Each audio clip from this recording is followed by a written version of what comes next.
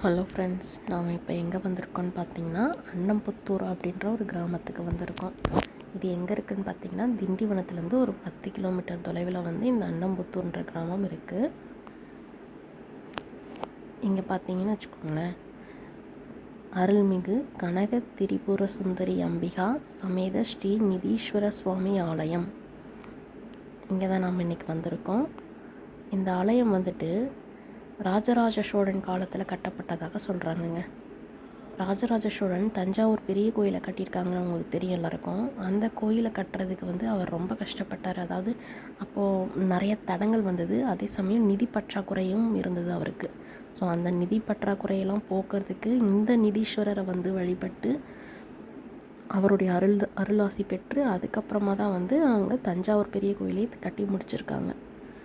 அதே மாதிரி பிரம்மா இருக்கார் இல்லையா, பிரம்மா வந்துட்டு அடிமுடி தேடி போன கதை தெரியும்ல.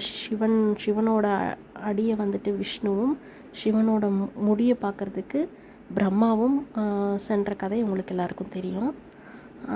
அந்த கதையில் வந்து பார்த்திங்கன்னா அன்னப்பறவையாக பிரம்மா வந்து சிவனோட முடி பார்க்குறதுக்காக போவார். அதே மாதிரி விஷ்ணு வந்து பன்றி உருவத்தில் அவருடைய அடி பார்க்குறதுக்காக போவார்.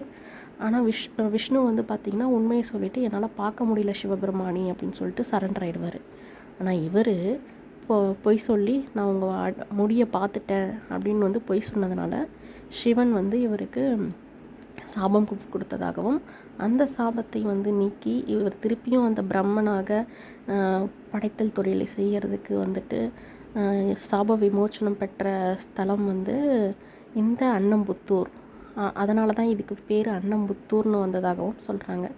இங்கே பார்த்திங்கன்னா நிறைய மாடுகளும் வச்சுருக்காங்க. இங்கே பார்த்திங்க ஒரு நிதீஸ்வரர் கோயில் பார்த்திங்கன்னா இவர் தாங்க நிதீஸ்வரர் நமக்கு அருள்பாலிக்கிறார். இவங்க வந்து அருள்மிகு கனக திரிபுர சுந்தரி அம்மாள். ஓகேவாங்க. இங்கே நிறையா மாடுகள், பசுமாடுகள் எல்லாமே இங்கே இருக்கும்.